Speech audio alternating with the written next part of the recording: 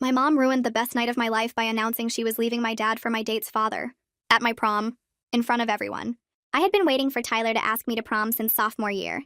He was sweet and funny, and we'd been flirting in chemistry class for months. When he finally asked me in March, I literally couldn't breathe for a few seconds. I said yes so fast he started laughing. The weeks leading up to prom were perfect.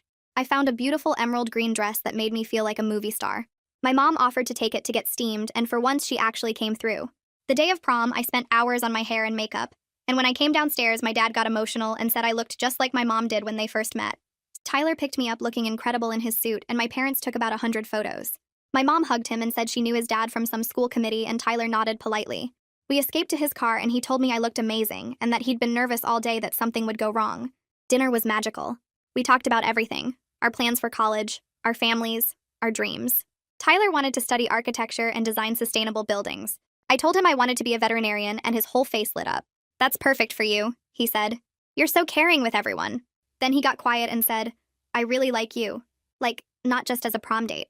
I've liked you for a long time." I told him I felt the same way, and he smiled so wide I thought his face might break.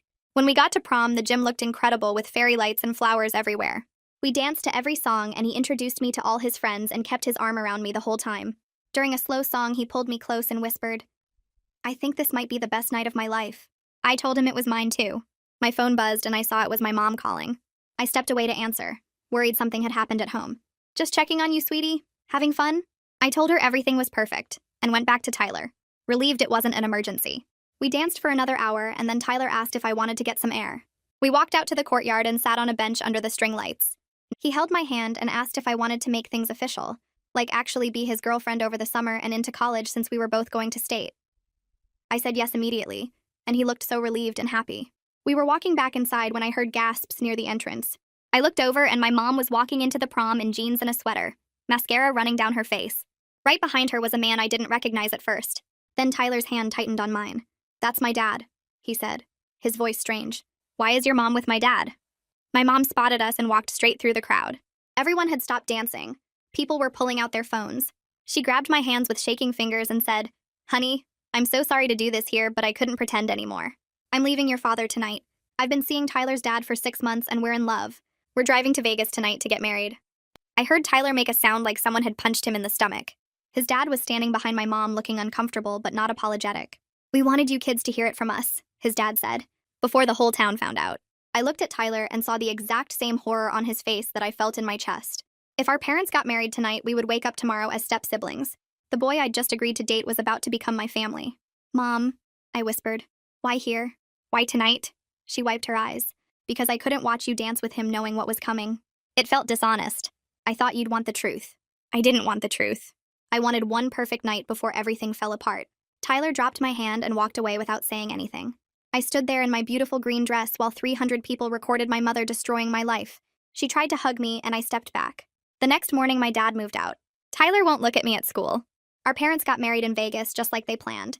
And every time someone asks how my prom was, I have to decide whether to lie or explain that my mother announced her affair in front of my entire class and turned my boyfriend into my stepbrother in the span of 5 minutes. She still doesn't understand why I'm upset. "I was being honest with you," she keeps saying. "Isn't that what you always wanted?" No. What I wanted was one night. Just one perfect night before she took everything else. Monday morning, I walked through the school's front doors, and the noise in the hallway just stopped. Everyone turned to look at me like I'd grown a second head or something. Groups of kids who'd been talking and laughing went completely silent and stared as I made my way to my locker. I could feel my face getting hot, and my hands started shaking as I fumbled with my combination lock. Someone's phone was pointed at me from across the hall, and I realized they were recording. My stomach twisted into knots. The videos from prom had clearly made their way around the entire school over the weekend. I heard whispers starting up behind me but couldn't make out the actual words. I grabbed my books and slammed my locker shut harder than I meant to. The metallic bang echoed down the hallway, and more people turned to stare. I kept my eyes on the floor and walked as fast as I could toward my first period class. Every step felt like walking through a minefield where I didn't know when the next explosion would hit. Between first and second period, I saw Tyler at the other end of the hallway near the science labs. Our eyes met for just a second before he turned and walked in the opposite direction like he hadn't seen me at all. My chest felt tight, and I had to stop and lean against the wall for a minute. A girl named Bethany, who I knew was friends with Tyler, came up to me carefully, like she was approaching a wild animal that might bolt. She touched my arm gently and told me Tyler was completely devastated and had no idea how to process what happened. I nodded and told her I understood, because I didn't know how to process it either. Bethany looked relieved that I wasn't mad at her for bringing it up. She said Tyler had been at her house all weekend and barely talked to anyone. Then she squeezed my arm once and walked away to her next class. I stood there watching her go and felt more alone than I'd ever felt in my entire life. By lunchtime, I couldn't take it anymore. The idea of walking into that cafeteria where everyone would stare and whisper made me feel sick. I walked straight past the lunch line and headed to the counselor's office instead. The secretary looked up when I came in, and her expression changed from professional to sympathetic in about 2 seconds. She told me Mr. McKinney could see me right away and buzzed me through to his office. Samuel McKinney was older, maybe 50 or so, with gray hair and kind eyes behind wire-rimmed glasses. He stood up when I walked in and gestured to a comfortable chair across from his desk. I sat down and he settled back into his own chair and just waited quietly. I realized he wasn't going to make me explain everything because he already knew. The whole staff probably knew by now. That should have made me feel worse, but somehow it was a relief not to have to tell the story again. Mr. McKinney asked how I was holding up, and I told him honestly that I wasn't sure. He nodded like that made perfect sense. We spent the next 40 minutes creating a plan for getting through the last month of school. He gave me permission to eat lunch in the library instead of the cafeteria, and said I could have extensions on any assignments if I needed them. He printed out a pass I could show teachers, so they'd know it was official. Then he leaned forward and said gently that I might want to talk to someone outside of school about the family situation. He gave me a list of therapists in town who worked with teenagers and their families. I folded the paper and put it in my pocket and thanked him. Walking out of his office, I felt like I could actually breathe for the first time all day. When I got home that afternoon, I walked in to find Mom sitting at the kitchen table with Tyler's dad. They had paint samples spread out all over the table in different shades of beige and gray. Mom looked up with this bright smile and said they were picking colors for our new blended family home. Tyler's dad nodded and held up 2 samples, asking which one I liked better. I stared at them both and felt anger rising up in my chest like hot water about to boil over. The casual way they were planning our lives together like nothing had happened made me want to scream. They were acting like we were all just going to move in together and be one big happy family. Like they hadn't destroyed everything at prom in front of 300 people. Like Tyler and I weren't avoiding each other at the school because looking at each other hurt too much. I put my backpack down on the counter and told Mom I was moving in with Aunt Lori until graduation. Mom's smile disappeared and she looked genuinely shocked. She stood up from the table and said I was being dramatic. Tyler's dad shifted uncomfortably in his chair but didn't say anything. Mom walked over to me and said I needed to give their marriage a chance, and that we could all work through this together as a family. I stepped back from her and felt my voice getting louder as I told her she destroyed my relationship with Tyler and humiliated me in front of everyone I know. She was completely missing the point that this wasn't about giving her marriage a chance. This was about her taking away any chance Tyler and I might have had. Her eyes filled with tears, but I didn't feel sorry for her at all. I turned and walked upstairs to start packing. Dad showed up that evening after Mom called him. I heard them arguing downstairs while I pulled clothes out of my dresser and stuffed them into garbage bags. Dad came up to my room looking exhausted and defeated. His shoulders sagged and there were dark circles under his eyes like he hadn't slept in days. He probably hadn't. He sat down on the edge of my bed and watched me pack for a minute without saying anything. Then he told me he was getting an apartment across town and I was welcome there anytime I wanted. But he agreed that Aunt Lori's house made more sense because it was only 10 minutes from the school. He helped me carry bags down to his car while Mom stood in the doorway looking hurt and confused. Tyler's dad had left at some point during the packing. Dad loaded the last bag into his trunk and hugged me tight before we drove to Aunt Lori's. Aunt Lori was waiting on her front porch when we pulled up. She came down the steps and wrapped me in a huge hug that lasted a long time. Dad carried my bags inside while Aunt Lori took me straight to the guest room. She'd already cleared out the closet and put fresh sheets on the bed. She told me this was my space now for as long as I needed it. Then she did something that made me want to cry with relief. She didn't ask a million questions about what happened or tell me how I should feel about any of it. She just squeezed my hand and said she was glad I was there. Dad stayed for a while helping me unpack and then hugged us both goodbye. After he left, Aunt Lori made grilled cheese sandwiches and we ate them while watching some cooking show on TV without talking much. It felt peaceful in a way home hadn't felt in forever. The next afternoon, Elsie showed up at Aunt Lori's house right after school. She had 2 pints of ice cream and a sympathetic smile. We sat on the back porch eating chocolate chip cookie dough straight from the containers. Elsie told me her dad Harold wanted me to know I could talk to him if I wanted. Harold Peterson was a family therapist, and Elsie said he'd helped lots of kids through messy divorces and family stuff. She wasn't pushing me to do it, just letting me know the offer was there. I thought about the list Mr. McKinney had given me and realized maybe talking to someone who actually understood this kind of thing might help. I asked Elsie if her dad would really be okay with it, and she nodded enthusiastically. She pulled out her phone and texted him right there. He responded within minutes saying he had an opening Wednesday after school if I wanted it. Wednesday afternoon, I sat in Harold's office trying not to feel nervous. His office was in a small building downtown with comfortable chairs and calm colors on the walls. Harold was tall and kind-looking with the same warm smile Elsie had. He asked me to tell him what brought me in, and I explained the whole prom situation. The words came out easier than I expected, maybe because he was a stranger who didn't know my mom or Tyler. When I finished, Harold leaned back in his chair and said what my mom did was a boundary violation. He explained that my feelings of betrayal were completely valid and normal. Hearing him say that made something loosen in my chest. He wasn't telling me to get over it or be understanding or give anyone a chance. He was just confirming that what I felt made sense. We spent the rest of the session talking about ways to protect myself emotionally, while still dealing with family stuff. When I left his office, I felt lighter than I had since prom night.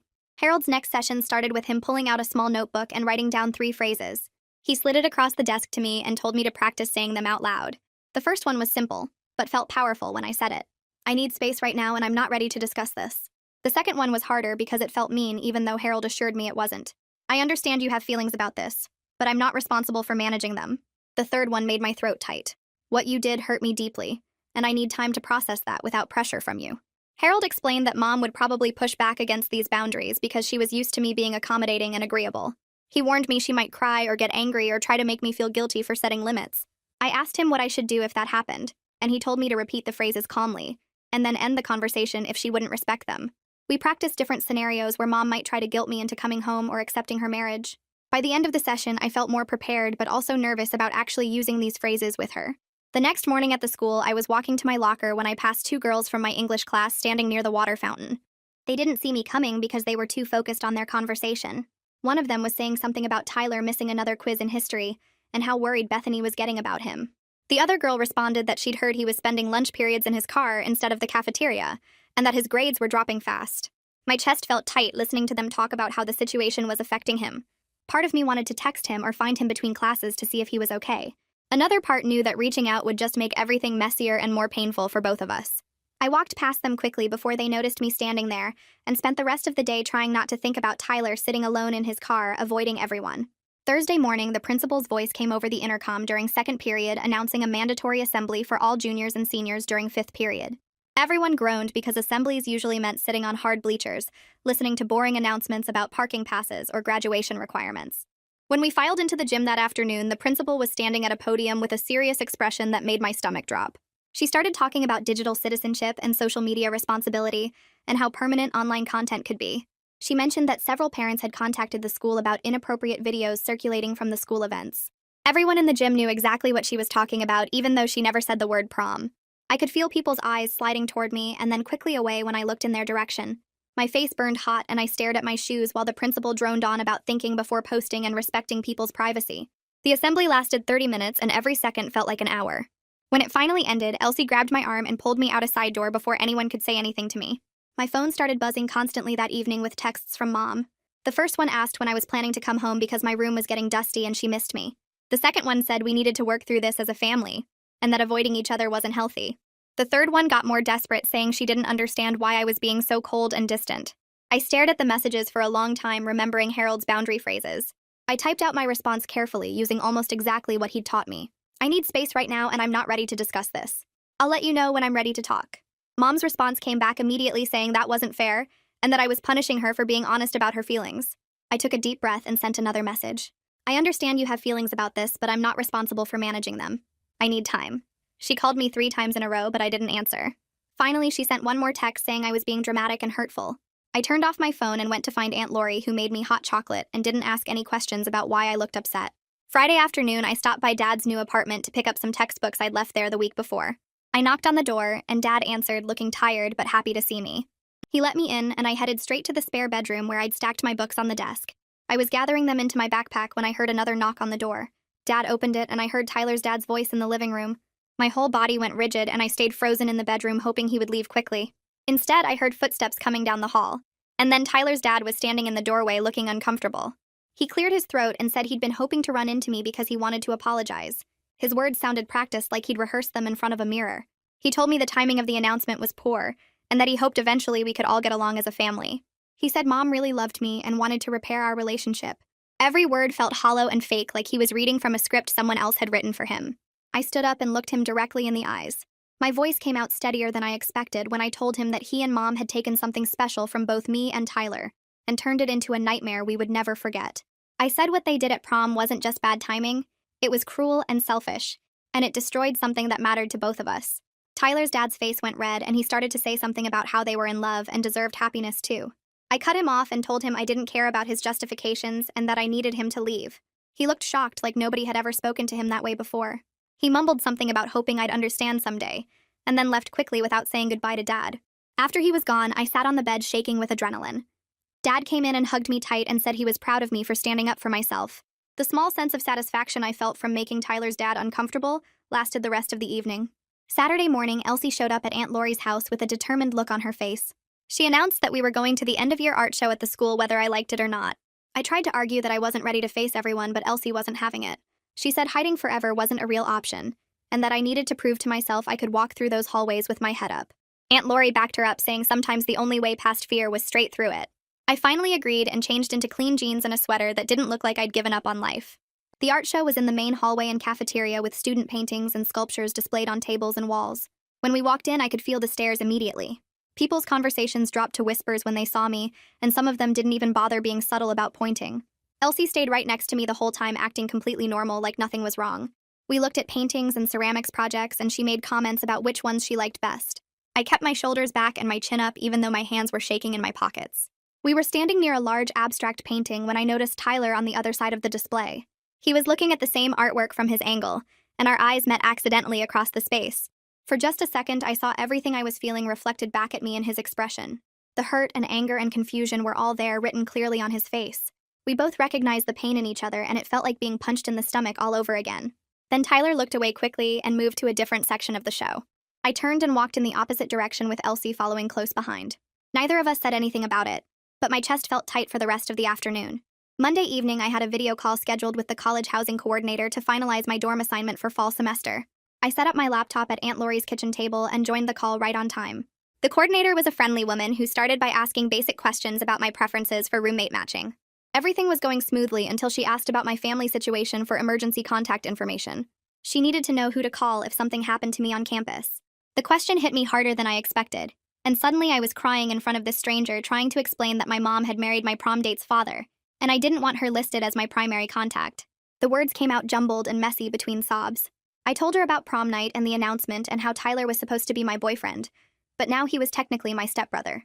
The coordinator's face shifted from professional politeness to genuine sympathy. She let me cry for a minute before gently saying she understood, and that family situations could be complicated. She pulled up my paperwork on her screen and asked if I had other family members I'd prefer to list instead. I gave her Aunt Laurie's information and Dad's new address and phone number. The coordinator made notes in her system and assured me that Mom wouldn't be contacted unless absolutely necessary, and only after trying my other contacts first. Then she mentioned something that made me feel slightly better. She said the university had counseling services available to all students free of charge, and that lots of people use them to deal with family stress and life transitions. She sent me a link to the counseling center website and suggested I might want to book an appointment early in the semester before things got too busy. By the end of the call, I felt drained, but also relieved that at least one part of my life was getting organized in a way that felt safe. Tuesday morning, I walked into the auditorium for graduation practice and spotted Tyler immediately. He was standing near the stage with a group of guys from his dorm floor, laughing at something someone said. The second he saw me, his smile dropped and he looked away fast. I found a seat in the back row and pulled out my phone to look busy. The graduation coordinator started calling out names alphabetically to practice our lineup. When she got to the S section, Tyler and I ended up standing about 6 people apart in line. I could feel the space between us like something physical. The other seniors around us kept glancing back and forth between Tyler and me with curious looks on their faces. Nobody said anything, but the awkwardness hung in the air thick enough to choke on. We ran through the ceremony twice, and both times Tyler kept his eyes forward and his shoulders stiff. During the break between run-throughs, I went to the bathroom just to escape the weird tension. When I came back, Elsie had saved me a different seat farther from where Tyler was sitting. Practice ended, and everyone filed out talking about graduation parties and summer plans. Tyler left through the side door without looking back once. Wednesday afternoon, I was reading on the couch at Aunt Laurie's when someone knocked hard on the front door. Aunt Laurie opened it, and I heard Mom's voice saying she needed to talk to me about graduation. My stomach dropped. Aunt Laurie stepped outside and closed the door behind her, and I could hear them talking in low voices on the porch. After a minute, Aunt Laurie came back in alone and told me Mom wanted to discuss who would be sitting where at the ceremony. I walked to the door and opened it. Mom was standing on the porch with her purse clutched in both hands. She started talking fast about how she and Tyler's dad wanted to sit together as a family, and she hoped I would be okay with that. I took a breath and used one of Harold's phrases. I told her I would let her know my decisions about graduation, but I wasn't discussing them right now. Mom's face went red and she said we needed to figure this out together. Aunt Laurie stepped up beside me and said I had made myself clear, and Mom needed to respect that. Mom looked between us like she couldn't believe what was happening. She opened her mouth to argue, but Aunt Laurie just smiled politely and said, Maybe they could talk another time when everyone was calmer. Mom turned and walked back to her car without saying goodbye. Thursday evening, Dad picked me up and took me to the Italian restaurant we used to go to for special occasions. We ordered pasta, and he asked how I was holding up with graduation coming so fast. I told him I was managing, but everything felt weird and complicated. Dad reached across the table and squeezed my hand. He said he was really proud of how I was handling everything, and that took a lot of strength. Then his expression changed and got more serious. He told me the divorce was getting messy because Mom wanted to rush everything through as fast as possible. She was pushing for a quick settlement so she could fully move on with her new life. Dad said he was trying to make sure the financial stuff was fair and that he got what he was entitled to after 20 years of marriage. He looked tired when he said it, and I realized he probably wasn't sleeping much. I asked if he had a good lawyer, and he nodded and said yes, but the whole process was draining. We finished dinner, and he drove me back to Aunt Laurie's. Before I got out of the car, he hugged me tight and said we would get through this together. Friday morning at breakfast, I asked Dad something I had been wondering about for weeks. I wanted to know if he had any idea about the affair before prom night. Dad set down his coffee cup and looked out the window for a long moment. Finally, he said he suspected something was off in the months before prom. Mom had been distant and distracted, and she kept finding reasons to be out of the house for school committee meetings that seemed to run really late. He said he never imagined it was an affair, and definitely never thought it was with Tyler's dad. When he looked back at me, his eyes were so sad it made my chest hurt. I realized Dad was dealing with his own heartbreak while trying to be strong and supportive for me. He had lost his wife and his marriage and probably felt just as betrayed and confused as I did. I told him I was sorry he was going through this too, and he gave me a sad smile. He said we were both going through it and at least we had each other. Monday afternoon, I was in the library working on a final paper when Bethany walked up to my table. She sat down across from me and kept her voice low. She said Tyler had asked her to tell me something. My heart started beating faster, and I closed my laptop to focus on what she was saying. Bethany explained that Tyler was really sorry for avoiding me and acting like I didn't exist. She said he had been dealing with a lot of anger at his dad, and he didn't know how to separate that from the whole situation with me. Tyler felt guilty about how everything went down, and he knew it wasn't my fault any more than it was his. Bethany looked uncomfortable delivering the message, but she kept going. She said Tyler was seeing a therapist now to work through his feelings about his dad's choices. He wanted me to know he didn't blame me for anything, and he hoped I was doing okay. I felt something loosen in my chest that had been tight for weeks. I told Bethany to let Tyler know I understood completely, and I didn't blame him for any of this either. She looked relieved, like she had been worried I would be angry. Then she mentioned something else almost casually. She said Tyler had decided to room with some friends from his dorm floor at State, instead of doing the random roommate assignment. My stomach dropped because I knew what that meant. Tyler and I had talked about rooming near each other at State back when we thought we were going to be dating. We had looked at the housing options together and made plans about which dining halls we would eat at and which classes we might take together. Now he was actively changing those plans to make sure we wouldn't run into each other on campus. Bethany must have seen something on my face because she quickly said she was sure it wasn't personal. But we both knew it was personal even if Tyler didn't mean it to hurt me. After Bethany left, I sat in the library for another hour, not really working on my paper. Requested Reads is on Spotify now. Check out link in the description or comments. The full weight of what our parents had done hit me all over again. Tyler and I were supposed to be starting college together as a couple excited about our future. Instead, we were making housing decisions specifically to avoid each other because our parents had destroyed any chance we had at being together. We hadn't done anything wrong, but we were the ones paying the price for their choices. All the plans we had made that perfect night at prom before everything fell apart were gone now. Tyler had to rearrange his entire college experience to cope with family drama he never asked for. I had to do the same thing. We were both just trying to survive something neither of us created or wanted. Wednesday afternoon, I had another session with Harold at his office, and I told him about Tyler's message through Bethany and about finding out he changed his housing plans at State. Harold listened carefully and then asked me how that made me feel. I told him it felt like losing Tyler all over again. First, I lost the chance to date him, and now I was losing the future I had imagined where we would be together at college. Harold nodded and said what I was feeling was grief. He explained that I wasn't just mourning the end of a romantic relationship, but also the loss of a specific future I had been looking forward to.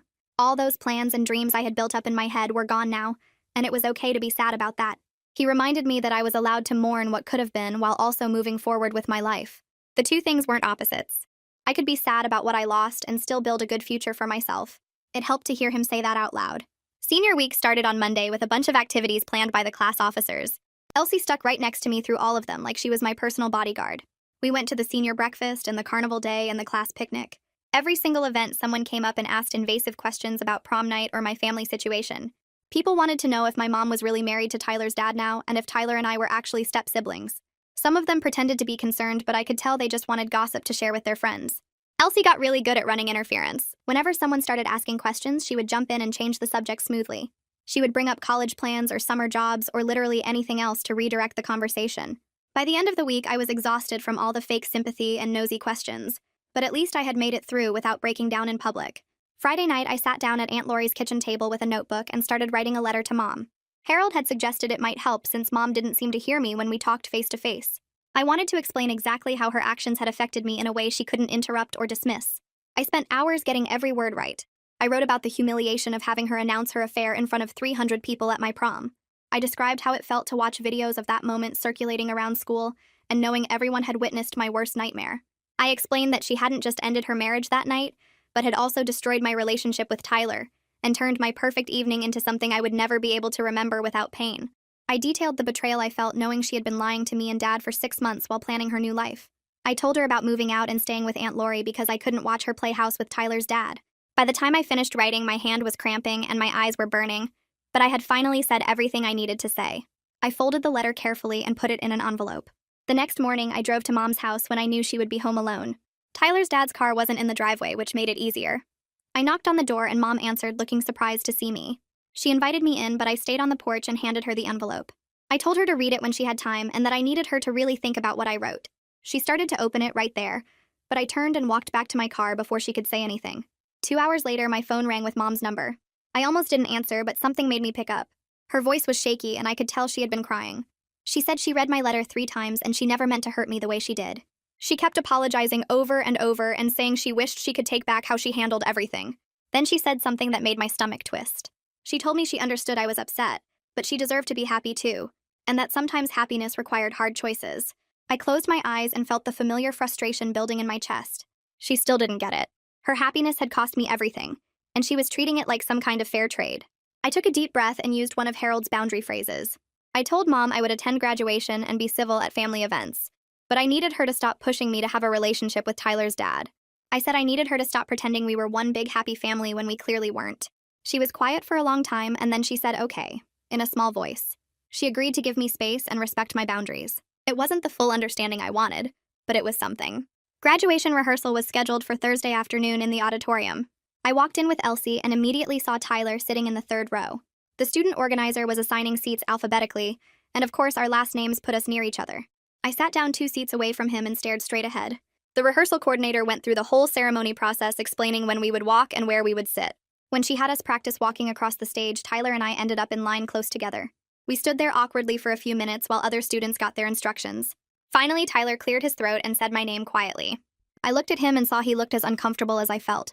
He said this whole situation wasn't fair to either of us. I nodded and told him I knew that. We both acknowledged that our parents had made choices that destroyed something good between us. It felt strange to be talking to him after weeks of careful avoidance. He looked down at his shoes and then back at me. He told me he was sorry my mom put me through everything at prom. I felt something loosen in my chest, and I told him I was sorry his dad did the same to him.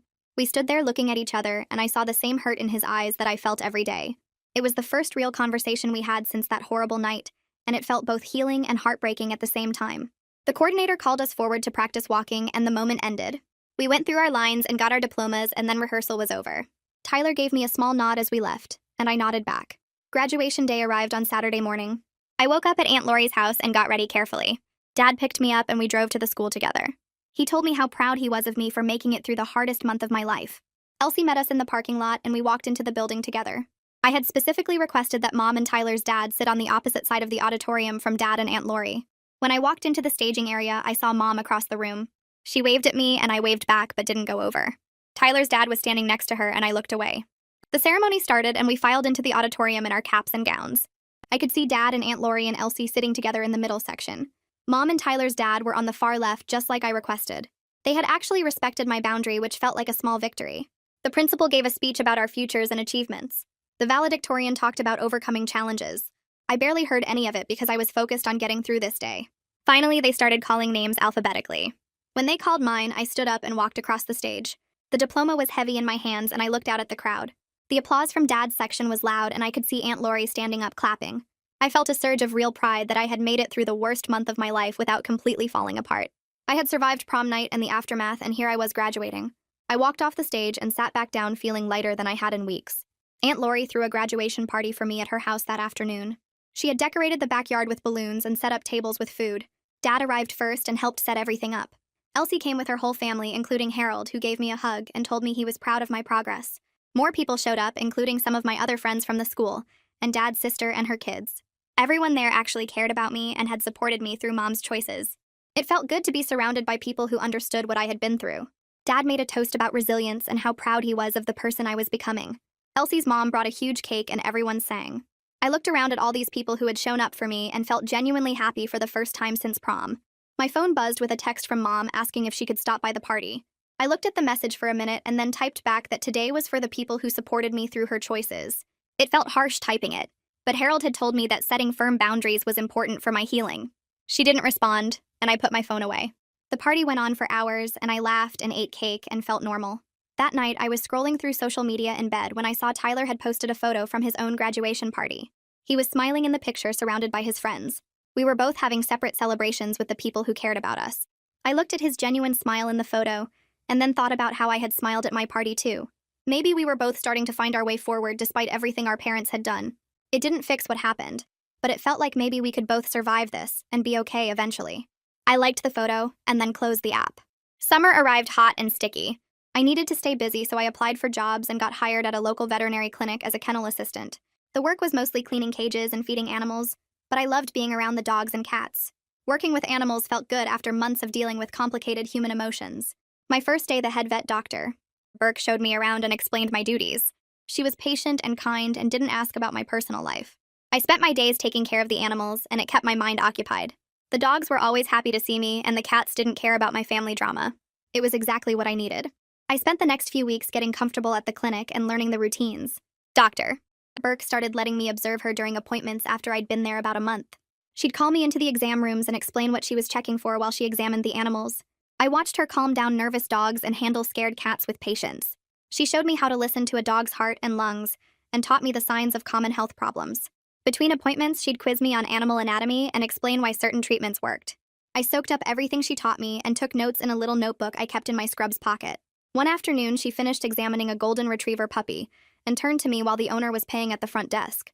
She said she could tell I had a real gift for working with animals and asked if I'd thought about my college plans. I told her I'd been accepted to state and wanted to study veterinary medicine. Her whole face lit up, and she told me that was wonderful news. Then she offered to let me shadow her during more complex appointments and procedures, so I could get real experience before starting college. I felt this rush of excitement because getting hands-on experience at an actual clinic was exactly what I needed. Dr. Burke became a mentor over those summer weeks, and I started seeing what my future career could actually look like. Dad called me one evening while I was at Aunt Laurie's house doing laundry. He sounded different on the phone, less tired than he'd been sounding lately. He asked if I could meet him for dinner the next day because he had some news to share. I felt nervous wondering what it could be, but agreed to meet him at our favorite diner. The next evening, I slid into the booth across from him, and he ordered us both burgers and fries like we used to do before everything fell apart. He waited until the food arrived and then told me his divorce lawyer had called with an update. Apparently, Mom's rushed remarriage to Tyler's dad was actually helping Dad's case for a better settlement. The lawyer explained that the quick Vegas wedding proved the affair had been going on, and showed that Mom had been planning to leave for a while. This meant Dad could argue for a more favorable division of assets, and possibly even get some of the retirement money Mom had wanted to keep. I felt this weird mix of emotions hearing the news.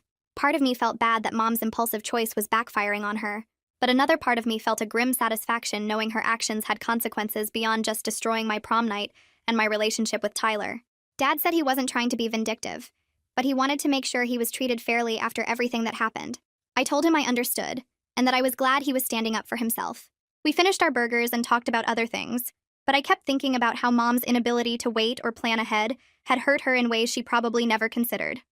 I was getting coffee at the local shop a few days later when I spotted Bethany sitting at a corner table with her laptop. She looked up and waved me over before I could decide whether to approach. I sat down across from her and we made awkward small talk for a minute about summer jobs and college prep. Then she brought up Tyler without me having to ask. She told me he was doing better now that he had a job at a landscaping company and was staying busy preparing for college. She said the physical work seemed to help him process everything that happened. Then she mentioned something that surprised me. She said Tyler had started seeing a therapist to work through his feelings about his dad's affair and the whole prom situation. I felt genuinely glad hearing that because I knew from my sessions with Harold how much therapy had helped me. Bethany said Tyler was still angry at his dad, but he was learning to separate that anger from other parts of his life. She told me he'd decided to room with friends at State instead of doing random roommate assignment because he wanted to start college with people who already knew his situation and wouldn't judge him. I understood that completely since I'd been dreading the possibility of having to explain everything to a stranger. Bethany finished her coffee and said she thought Tyler and I might eventually be able to be friendly again once enough time passed. I wasn't sure about that, but I appreciated her trying to help us both heal. We said goodbye, and I walked back to my car feeling oddly hopeful that maybe Tyler was finding his way through this mess just like I was. That evening, Aunt Lori asked me to sit with her in the living room after dinner. She had this serious look on her face that made me worried something was wrong. But then she smiled and told me she wanted to talk about my plans for college breaks and holidays. She said she'd been watching how I handled everything since prom night, and she was proud of the maturity I'd shown in dealing with such a difficult situation. She told me a lot of kids my age would have fallen apart completely, but I'd found ways to cope and keep moving forward. Her words made me feel emotional because I hadn't felt particularly mature or strong most days. Then she said something that really meant a lot to me. She told me I was welcome to stay with her during college breaks and holidays if I didn't want to navigate the awkwardness of being at Mom's house with Tyler's dad there. She said her guest room would always be my room, and I could come back anytime I needed a safe space away from the complicated family dynamics. I thanked her and felt tears starting because having that option took away so much stress about future visits home. I'd been dreading Thanksgiving and Christmas, knowing I'd have to choose between staying with Dad in his small apartment or going to Mom's house where everything would be weird and tense. Now I had a third option that felt comfortable and safe. Aunt Lori hugged me and said family wasn't just about blood relations. It was about the people who showed up for you when things got hard. I met with Harold one last time before college started in late August. We sat in his office and he reviewed all the progress I'd made since that first session back in May.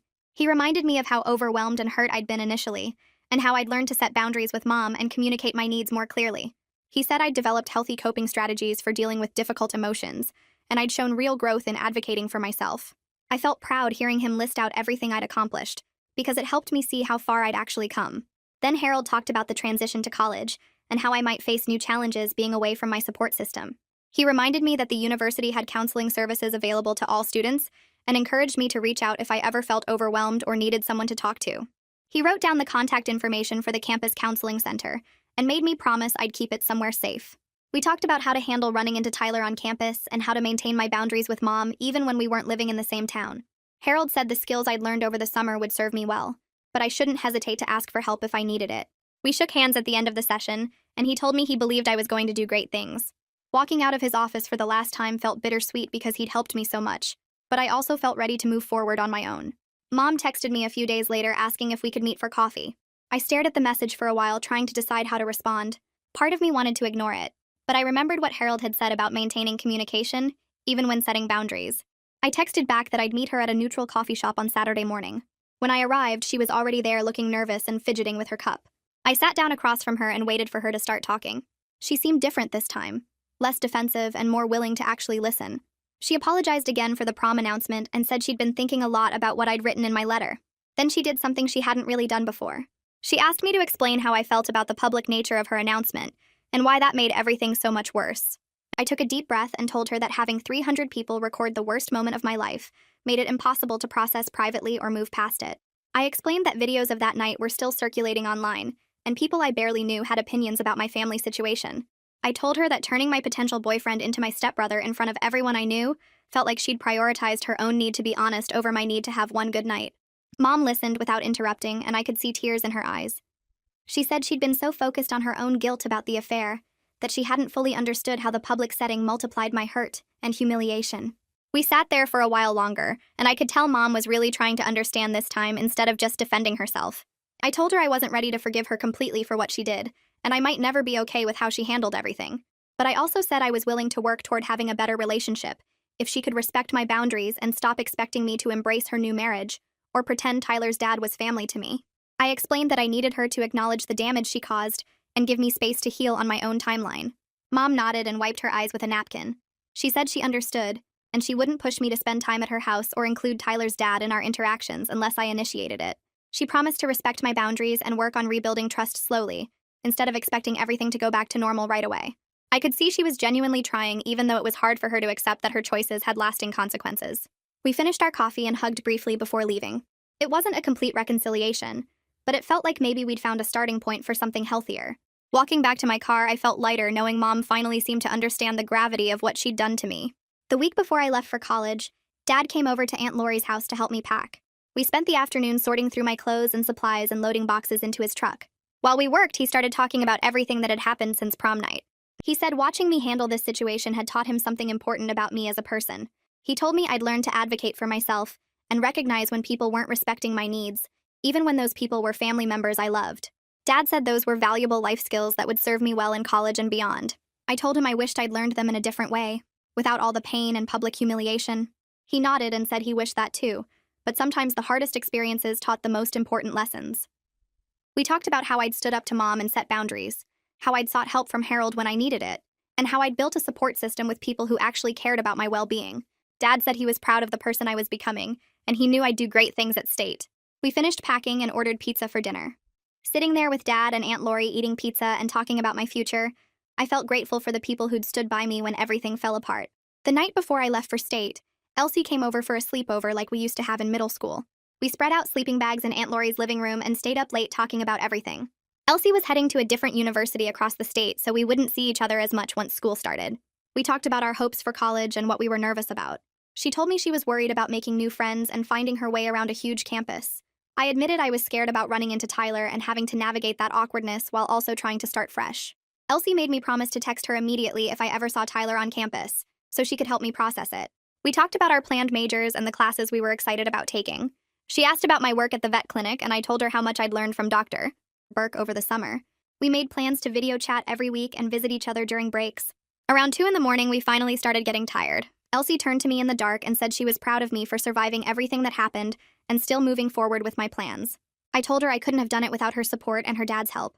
We fell asleep talking about all the adventures we'd have in college and promising to stay close even though we'd be far apart. Move-in day at State arrived hot and humid in late August. Dad and Aunt Lori both came to help me carry boxes up to my dorm room on the 3rd floor. The building was complete chaos with families everywhere hauling furniture and crying parents saying goodbye to their kids. My roommate was already there when we arrived, a girl named Jessica who seemed friendly and normal. She was unpacking clothes and decorating her side of the room with photos and posters.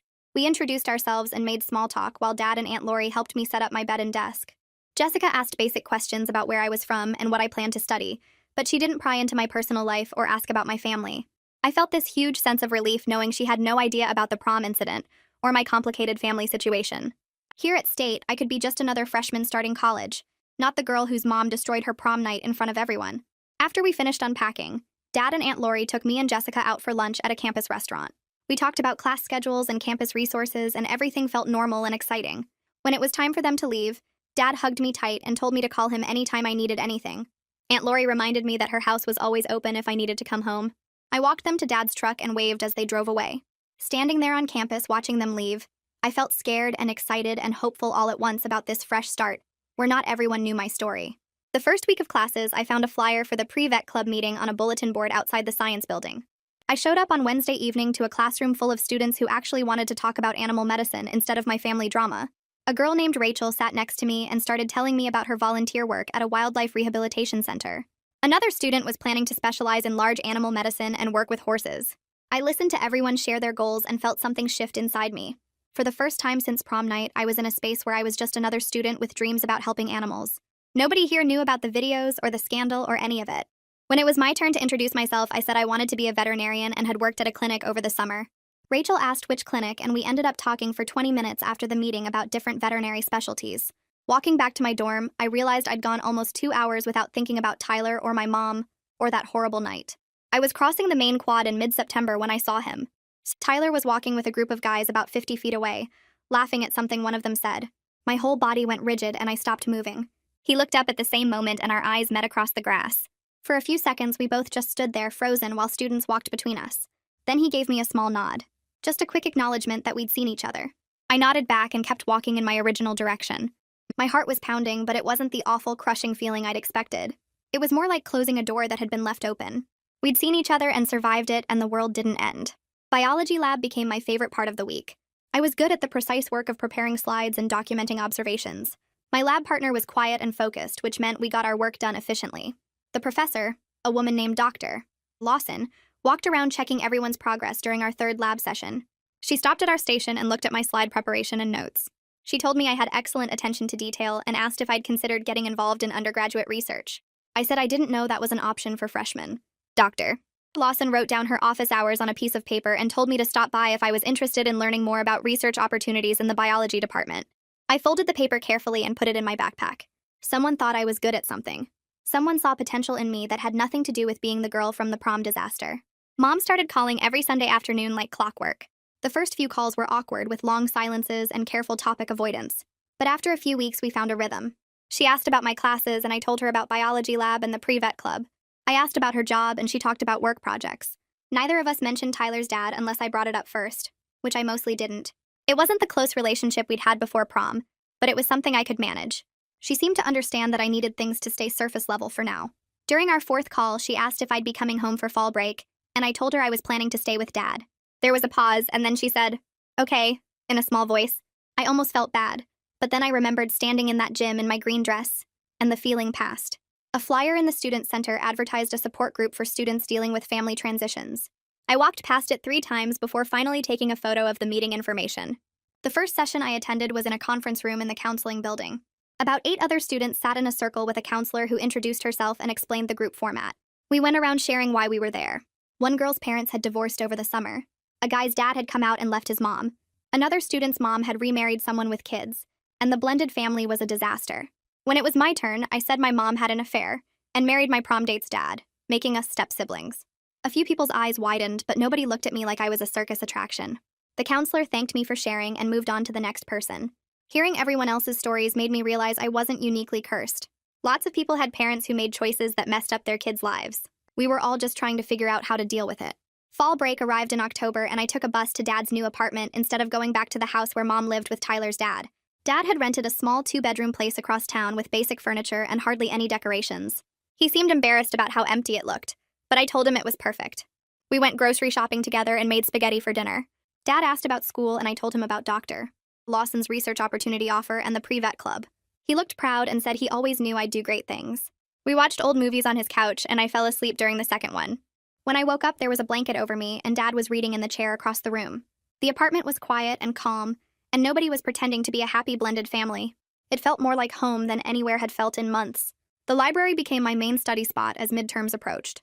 I was there on a Tuesday evening in November working on a biology paper when someone sat down at the table across from me. I looked up and Tyler was there with his backpack and a textbook. We both froze for a second. Then he asked if this seat was taken. I shook my head. We studied in silence for maybe 10 minutes before he spoke again. He asked how my classes were going. I told him they were going well and asked him the same question. He said architecture studio was intense, but he really liked it. We talked for a few minutes about adjusting to college and how different it was from high school. His voice was careful, and so was mine. We weren't friends, but we weren't enemies either. Just 2 people who used to know each other trying to be normal. Tyler mentioned he'd made good friends in his dorm and seemed to be settling in okay. Then he said he hoped I was doing well too. I told him I was and realized I actually meant it. For the first time since that awful night at prom, I could honestly say I was doing okay. He nodded like he understood and went back to his textbook. We studied at the same table for another hour without talking much. When I packed up to leave, he said it was good to see me. I said the same thing back. Walking out of the library, I felt lighter somehow, like we'd both been carrying something heavy and had finally been able to set it down. Finals week hit in early December, and I spent long hours in the library and my dorm room studying. My biology final was comprehensive and covered everything from the entire semester. I made flashcards and diagrams and reviewed all my lab notes. The night before the exam, I felt nervous but also confident. I'd worked hard all semester and my grades reflected it. Jessica commented that I seemed really focused and driven compared to a lot of other freshmen. I told her I'd had a rough summer and college felt like a fresh start where I could control my own success. The biology final went well, and so did my other exams. When grades posted before winter break, I had a solid GPA and felt genuinely proud of what I'd accomplished. I'd built a life here at State that belonged entirely to me. Not the girl whose mom ruined her prom. Not Tyler's almost stepsister. Just me, working toward my dreams of becoming a veterinarian and doing well at it. An email appeared in my inbox a few days before I was supposed to head to Dad's for winter break. The sender was Dr. Burke from the clinic back home. She said she'd heard from my dad that I was doing well at State and studying pre-vet. She wrote that she'd love to have me back next summer if I was interested, and that she might have a research project involving canine rehabilitation that I could help with. She said she'd been impressed with my work ethic and natural ability with animals during the summer. Having someone believe in my abilities like that felt incredible. I read the email 3 times and then called Dad to tell him. He sounded happy and said, "Doctor." Burke had asked him for my email address a few days earlier. I wrote back to Dr. Burke right away saying I'd love to work with her again and learn more about the research project. For the first time in months, I felt excited about going home, not because of the town itself, but because I had something meaningful to return to that I'd earned through my own hard work. Christmas break arrived, and I packed my car with enough clothes for 2 weeks split between different houses. Dad had told me I was welcome to stay with him the whole time, and Aunt Lori said the same thing. Mom had texted asking about my plans, and I'd used the boundary phrases Harold taught me to explain I'd see her for a few hours, but needed space to process everything that had happened. She replied with a sad face emoji, but said she understood. The drive home from state took 3 hours, and I spent most of it listening to music and thinking about how different this break felt from the summer. Back then, I was raw and angry and couldn't imagine feeling normal again. Now I had routines and friends and good grades and a sense of control over my own life that nobody could take away from me.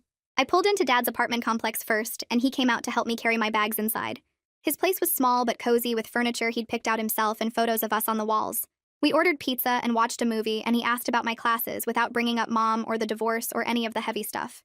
It felt peaceful in a way home hadn't felt in a long time. The next morning, I drove to Mom's house to drop off some mail she'd asked me to bring and pick up a few things I'd left behind. Tyler's dad answered the door, and we had an awkward moment of eye contact before he stepped aside to let me in. Mom appeared from the kitchen looking nervous and asked if I wanted coffee. I told her I could only stay for a few minutes, and she nodded like she'd expected that answer. We sat at the kitchen table, and she asked about school and my classes and whether I'd made friends. I gave her basic answers and watched her try to fill the silence with questions that didn't touch on anything real. When I stood up to leave, she asked if I'd come back for dinner before I left town, and I said maybe, which we both knew meant probably not. She hugged me at the door and whispered that she loved me, and I said it back because it was true, even though everything else was complicated. Driving back to Dad's apartment, I felt okay about how I'd handled it. I'd shown up and been civil and maintained my boundaries without being cruel. Harold would have been proud of the way I'd managed the situation with the tools he'd taught me. Elsie texted me the day after Christmas asking if I wanted to meet up at the coffee shop downtown. I said yes immediately because I'd missed her and wanted to catch up properly without just texting. She was already there when I arrived, sitting at our usual table by the window with 2 hot chocolates waiting. We hugged and she told me I looked good, like college was treating me well. I said it was, and asked about her classes at the community college and her job at the bookstore. She filled me in on everything I'd missed while I was away, and then she got quiet and looked at me with this serious expression. She said she was really proud of how far I'd come since prom night. Back then I was devastated and couldn't see past the hurt and humiliation. Now I was at state building my own life and handling family stuff with actual healthy boundaries, instead of just reacting to everything. I felt my throat get tight because hearing someone acknowledge the work I'd done to get here meant more than I'd expected. I told her I couldn't have gotten through any of it without her and Harold's help. She waved that off and said I was the one who did the hard work of actually changing and growing. We spent the next hour talking about lighter things like campus life and her new boyfriend and plans for next semester. When we left the coffee shop, I felt grateful for having a friend who'd stuck by me through the worst time of my life and still believed in me on the other side of it. Spring semester started with fresh snow on the ground and new classes that felt more focused on my pre-vet track. I'd signed up for organic chemistry and animal behavior, and both were challenging in ways that made me excited to learn. Jessica had moved to a different dorm with some girls she'd met through her sorority, but we still got lunch sometimes and caught up. The pre-vet club started meeting weekly again, and I volunteered to help organize a fundraiser for the local animal shelter. 3 weeks into the semester, I was walking across campus to the library when I saw a flyer for an architecture student showcase. Tyler's major flashed through my mind, and I wondered if he'd have work displayed there. I decided to stop by the student union where the showcase was happening just to see what architecture students actually did. The room was full of detailed models and drawings, and I was looking at a sustainable housing project when I heard someone say my name. I turned around and Tyler was standing there holding a coffee cup and looking surprised to see me.